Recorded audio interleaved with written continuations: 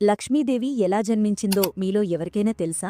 ఒకసారి ఇంద్రుడు ఐరావతం మీద స్వర్గానికి వెళ్తుండగా అదే మార్గంలో వెళ్తున్న దుర్వాస మహర్షి చూసి గౌరవంతో నమస్కరించి తన మెడలో ఉన్న పూలమాలని తీసి ఇంద్రుడికిస్తాడు. కాని ఇంద్రుడికి చాలా అహంకారం కదా, పూలమాలని నీచంగా చుట్టూ తన వాహనమైన ఐరావతానికి విస్తాడు. దుర్వాస మహర్షికి ముందే కోపం చాలా ఎక్కువ కదా. ఇలా ఇంద్రుడు అవమానించడం చూసి కోపంతో, ఓ ఇంద్రదేవా, గర్వంతో నీ కళ్లే మూసుకుపోయాయా?